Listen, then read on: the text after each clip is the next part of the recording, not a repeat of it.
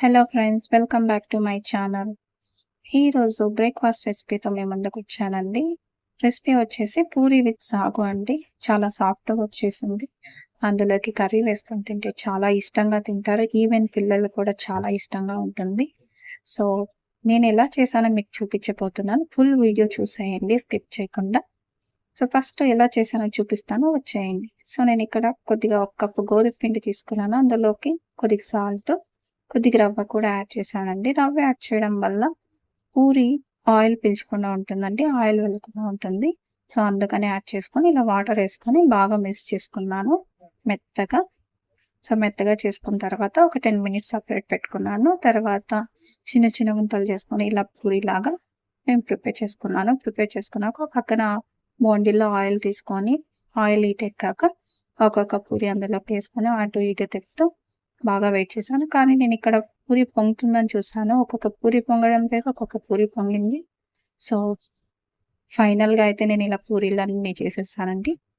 చేసేసాక ఇప్పుడు మనం stuff prepare చేసుకోవాలి, అదేనంటే సాకు. సో ప్రిపేర్ చేసుకున్నాక ఇక్కడ చూడండి, టమాటా, ఆనియన్, బ్రింజలు, క్యారెట్, ఆలు, మిర్చి, కొరియాండర్ లీవ్స్ కట్ చేసుకొని పెట్టుకున్నానండి, క్లీన్ చేసుకొని. సో చూడండి, చూపిస్తున్నాను ఇక్కడ.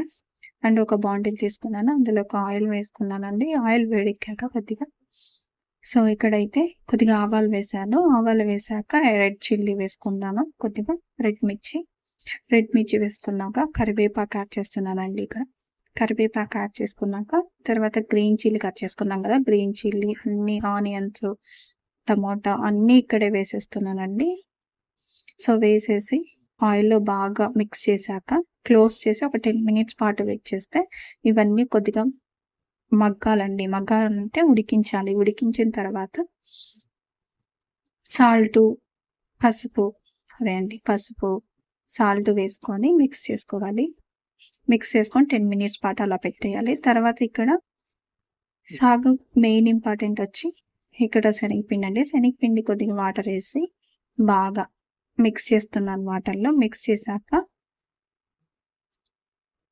పక్కన పెట్టుకున్నాను. మిక్స్ చేసిన తర్వాత ఇప్పుడు చూడండి, ఇలా కొద్దిగా బాగా బాయిల్ అయిపోయాయి, ఉడికిపోయాయి ఆయిల్లో.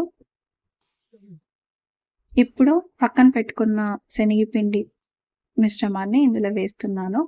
వేసి కొద్దిగా వాటర్ కూడా యాడ్ చేశాక కొద్దిగా టేస్ట్ తగ్గట్టు సాల్ట్ ఉందా లేదా అని చెక్ చేసాము.